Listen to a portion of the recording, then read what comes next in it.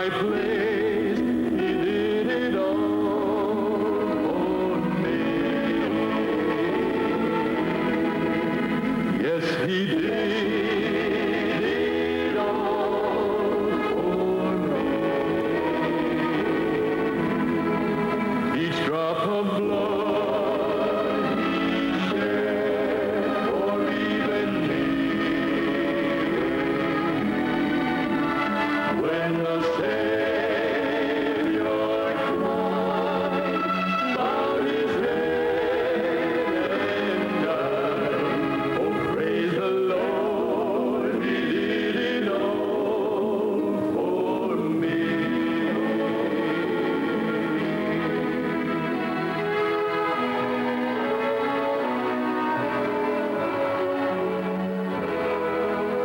When I stand just inside of those gates of blood, and the Master's face I see,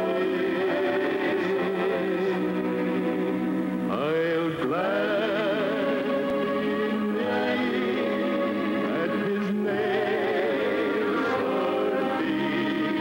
Oh, praise the Lord, he did it all for me.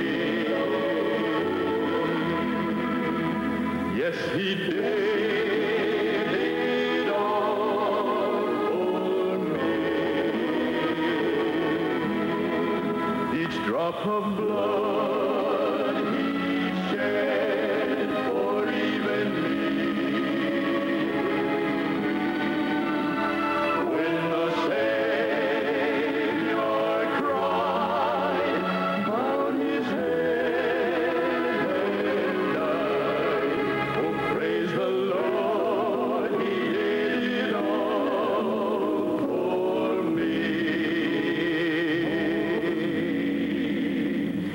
For me.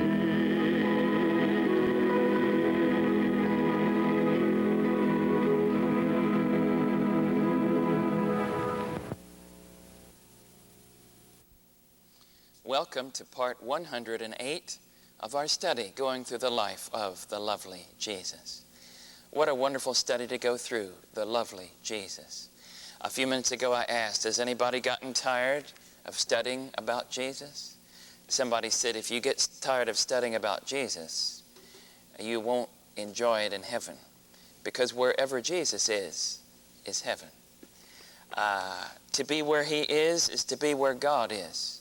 To be where God is where heaven is. And so I'm glad that we can keep on studying about him. Part 108 is nothing. We just scratched the surface of his life. Well, we're continuing on. We've been with him in Gethsemane. Gethsemane, a garden where he suffered more than any man will ever suffer, ever has suffered, or ever will suffer through the great time of trouble that's coming ahead of us. You think you're suffering now, you're not suffering anything compared to what Jesus suffered. If you think you're suffering, come with us and let's take a look at Jesus in the Garden of Gethsemane. We've been in there with him for a while. We've studied how he left his disciples, and most of them outside the garden, 3 of them inside the garden, but he couldn't even have them with him. He had to go away from them. He couldn't bear the thought of even them, Peter, James, and John, seeing what he was going to suffer, because we already learned that he suffered more in Gethsemane than he suffered on the cross of Calvary. There's something strange about Gethsemane that most people don't understand and never will understand. The suffering of Jesus in Gethsemane was worse than the cross. That's amazing. You might say, what is it? What happened in there? What was going on? We're going to spend billions and trillions of years thinking about that and studying that. The more we do, the more we'll fall in love with the lovely Jesus. Well, we've studied with all of these things, and if you've missed it on television, maybe you watched it on cable television. If you've missed it and you'd like the videotapes of this series, call the number that we'll give you later on the screen, and we'll let you know how you can get this whole series on the life of Jesus on videotape for your family, for your friends, for your neighbors. I guarantee you, somebody goes through the life of Jesus 108 times, and they wouldn't ever be the same again. Do you believe that? Never be the same again. As a matter of fact, I might as well give you the phone number right now. It's 618-439-0007. 618-439-0007. Here we've studied his life here in Gethsemane. Just that one little aspect, him on the ground sweating blood. It says he tasted the sufferings of death for every man. What does that mean? That means every man that will go to hell and die there. Jesus tasted that. Not just for one man, for every man. How many is that? Billions and billions. He tasted the sufferings of that death when they are going to die in hell. Jesus tasted that sufferings of billions and billions for every man when he was right there on the ground. No wonder he sweat blood. Do you understand that? I don't. There's so much that happened in Gethsemane. Like I said, we're just scratching the surface. But as you study it, it makes you so-called fall on your face and say, oh God, thank you, dear Father, for your great love for me in giving your own Son. Thank you, dear Jesus, for paying the horrible penalty of every sin and tasting the sufferings of death that I deserve, that I might live. Yes, it really does that for us. You know, if anyone says, well, he tasted the sufferings of that death. If anyone says, I want to taste it myself, would they be able, if they really want to? Would they be able to taste the sufferings of the second death if they really want to? Will most people in the whole world that's ever been born, will they taste the sufferings of hell death before they're dead? The answer is yes. Not for others, but they'll taste it for their own selves. So, friend, if you want to, you can experience it, because almost everybody's going to experience it. But Jesus experienced it for every man, so that if you want to, you don't have to experience what it's like to know that I'm going to soon be dead and never exist again. God's prophet tells us that when the wicked, now they might be a good Joe, a good guy that's living for the devil, and their conscience is dead, seared with a hot iron, and they laugh and tell jokes. They laugh at hell. Ha ha, that's some wonderful thing with them. Devil with a pitchfork, that doesn't exist. And they laugh at it and they say, so what, I'm going to hell, I might as well have a good time now. And they'd have no concept whatsoever of what they are going to experience, because the devil has blunted their poor dull minds and made it like cheesecake or cream cheese or some dull sponge or just almost dead. Like a child, like someone that has Alzheimer's disease. They cannot comprehend. They're almost gone. Their minds do not comprehend it. But God's prophet tells us that when the time comes, that when they actually stand outside of the city of God, and they've been raised from the first death, and they see the city of God, and they see those transparent walls, they see that city, 275 miles on each side? And they see those gates, and they can look right through those walls, 275 feet tall. And they see the people of God on those top of those walls that have flown using their own wings, and they've landed on the top of the wall. And there they see some of their neighbors that they laughed at. Some little old lady that they laughed, she goes to church. Let them go to church. That's just for old ladies. And they see her there young and beautiful. And they see their father there. and they see some of their children there, and they see them happy, and they see the throne of God high and lifted up. They see Jesus crowned with a crown within a crown, coronated as the King of the universe. They see those unending angel hosts. They see the glories of heaven. They look through those walls and they see the fantastic mansions, the grass and trees, flowers and streets of gold, and they see the whole thing. And they look in there and they know, I could have had that. They see a fantastic paradise, so gorgeous that the human mind cannot comprehend it. It's so gorgeous, paradise.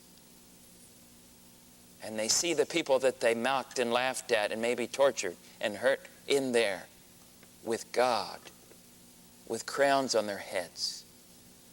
And then they look around, they look at themselves, and they look around, they see out here with me, they see people that are decrepit and miserable. They come up with scars and all over their bodies, and they look horrible. And there's the devil. And there's all of his angels out here. There's monsters of cruelty out here. There's people that are like dogs, whoremongers.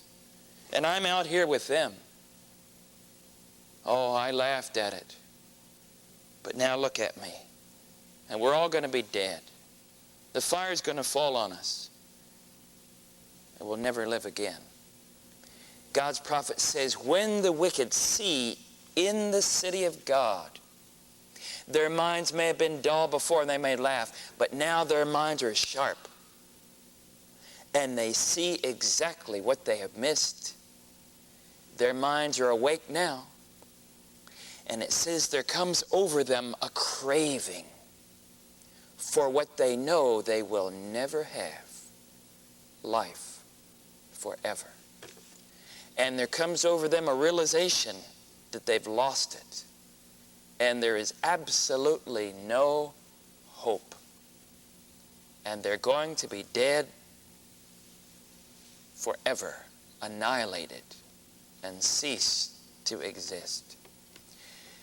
That is the sufferings of death, that they will suffer, each one for their own self. Jesus, on the ground, tasted the sufferings of death for how many? Every man. Now that's not hard, we can't comprehend that. Blood came right out of the pores of his skin. He said, oh, my Father, if it be possible, if there's any other way. But then he stopped. He said, no, there is no other way. Either I go through this, or they will go through this. Finally, he total surrender, not my will, but thy will be done. The devil's telling him, you go through it, and you'll be lost forever yourself. You and me will be together in hell. Even if that was true, Jesus surrendered. I will do it to save man at any cost to myself. And having made that decision, he collapses on the ground and would have been dead very quickly had not the angel come to strengthen him. And we've studied that. Now, I just went through this to say that, oh friends, I want to appreciate the great love of God for me. Don't you? I want to appreciate the great sacrifice that the lovely Jesus gave for me and for you. Now, Jesus gets up off the ground. The angel has strengthened him. And now he walks back to his disciples. He's been there twice before, found them asleep. He comes there the third time. They're asleep again. The devil's helped put them to sleep. Have you ever been put to sleep when you were kneeling, trying to pray? If you ever can't sleep, just kneel down to pray and you'll go to sleep. Because the devil will put you to sleep. Because the devil knows the power of prayer. And Jesus told them, warned them to pray. They started, but they got so sleepy. God's prophet tells us that they could have shaken that stupor off. Had they persisted in prayer, they could have shaken it off. Just like when you pray, the devil makes you sleepy. You could shake it off if you really put your whole will to do it. You could shake that off, but they didn't. And he finds them asleep the third time. Now they wake up, and Jesus comes to them. And now what does he say? He has been suffering superhuman agony. Not just agony, superhuman agony. Agony greater than any man could ever suffer. Talk about Superman. He was Superman. Suffering what? More than any man could ever suffer. He had just been suffering that. He just made his decision to go through with it, even if he's lost forever. He comes now to his disciples. He finds them asleep. And this is amazing. His heart of tremendous pity and compassion goes out to them. He forgets himself. If you're facing the electric chair, worse than the electric chair, if you're facing hell, you would be tempted to think about yourself. He's facing the cross. He's facing beating and mocking and horrors. No thought of himself. His whole mind and heart goes out in sympathy to his dear ones. Will the 144,000 be like that? Yes. Now that's a great shock when you think of a great mystery, because the 144,000 revealed in Revelation will reflect the image of God, of Jesus, perfectly. You can see that God has a lot to do for you if you're going to be alive and be one of them to see Jesus coming. That's why God's going to allow a lot to happen to you. A lot of trials, a lot of fire, a lot of temptations, a lot of pressure, a lot of things to get you in the condition that self is totally dead, doesn't exist. Doesn't matter about self anymore. You faced the cross, you faced horrors. You're only thinking with sympathy and true love about others. I say that's a miracle. When you have that happen to you, when you're in that condition, you're not only born again, you're in the condition to stand in the presence of God. And that's what God is going to do to you and me and all of us. We must first be born again. Have self die. Not just last Tuesday, but every minute of every day. It's a constant state of surrender. Your experience last week or the week before doesn't help you now. But right now, you can do something about it. If you find right this moment that you're not in that state of surrender, you can get in that state of surrender by a simple choice of your will that God has given you. You cannot save yourself by your will or by anything else. Only God must save you by His grace.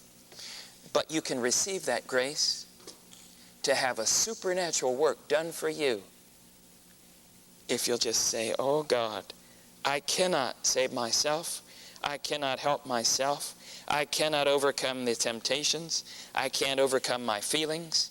I can't overcome my thoughts. I can't overcome anything. But I'm looking to you. My eyes are upon you. I claim Jesus and His blood.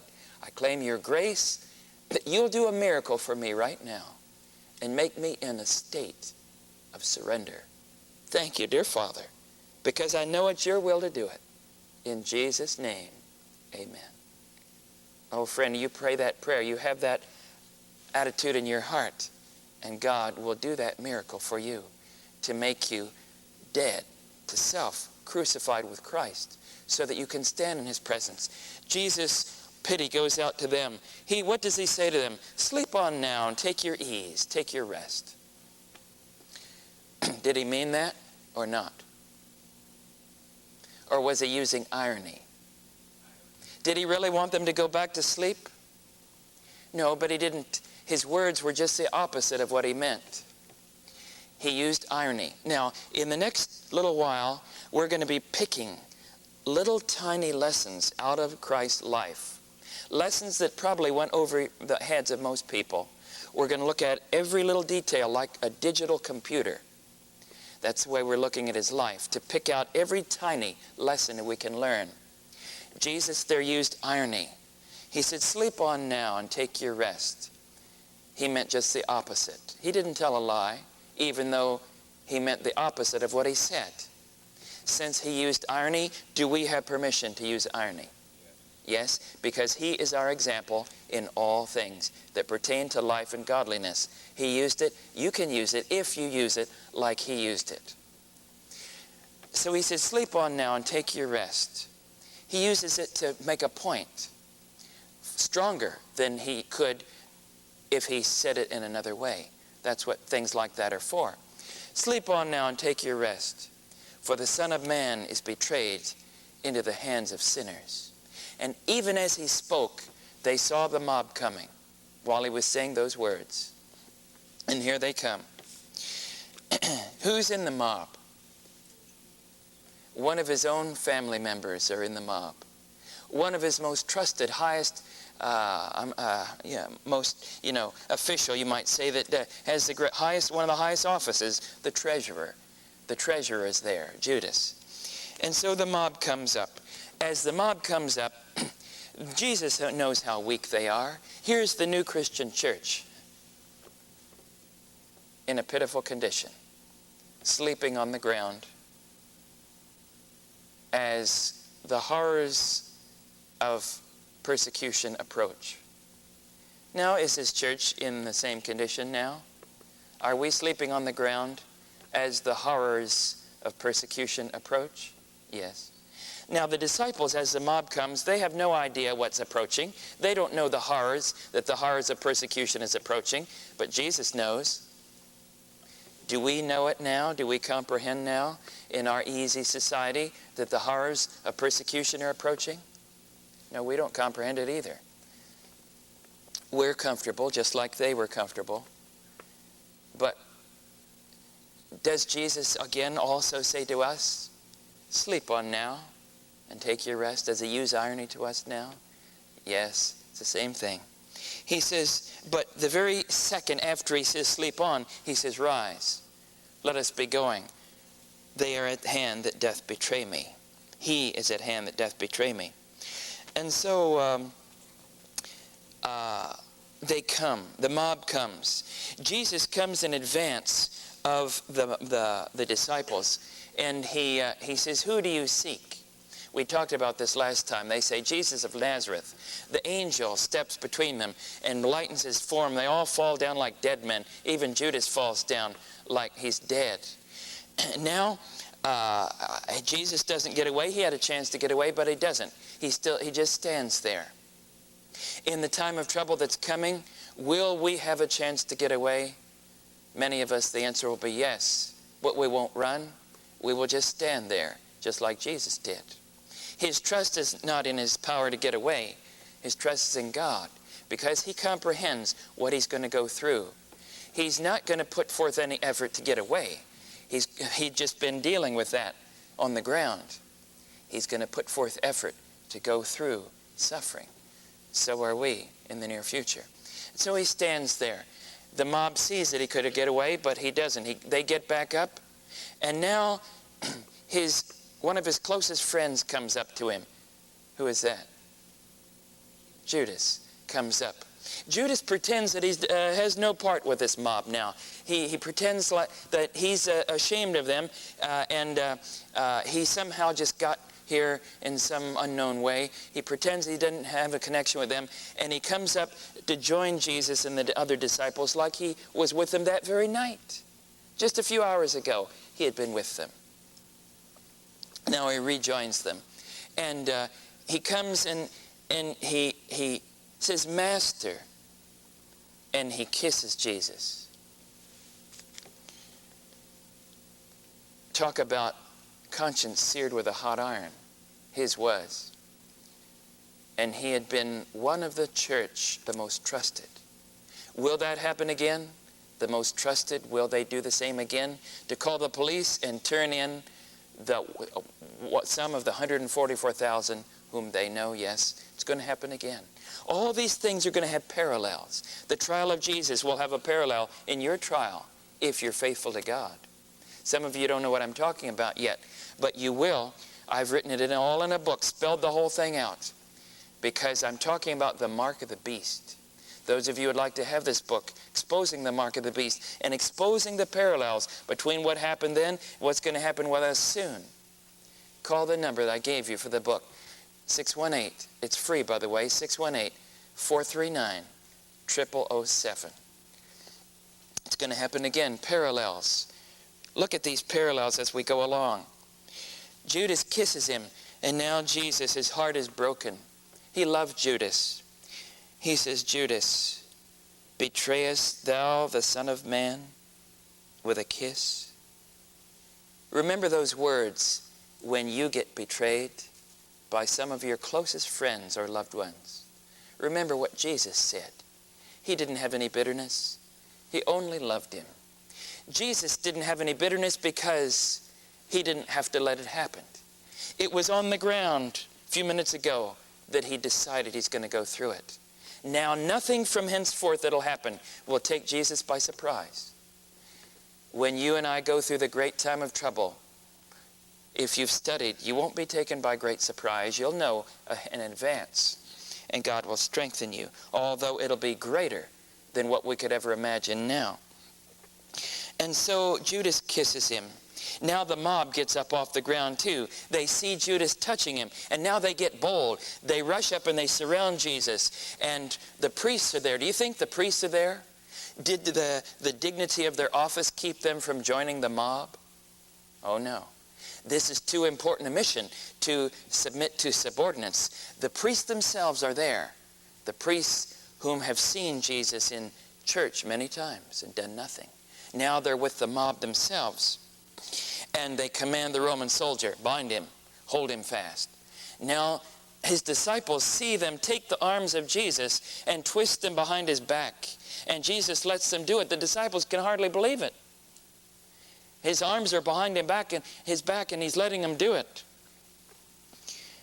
Now Peter, just a few hours ago, Jesus said, you'll deny me 3 times this very night. Peter said, I'll die with you. Peter didn't know himself. He'd make a good soldier, all right. He pulled out a sword, and he's going to defend Jesus, but he only cuts off the ear of the servant. Now, another lesson. Does Jesus use superhuman force and wrench his hands away from the Roman guard? The answer is yes. That's a lesson we pick out like a digital computer. Jesus used superhuman strength. He used force to get away from the Romans. In a similar situation, can we use force to do a similar thing? His force wasn't to save himself, but to heal that man. Can you do what Jesus did? Yes. Oh, friend, I just thank God that Jesus died for you. And until we're with you next time, remember, friend, it's true. The lovely Jesus loves you.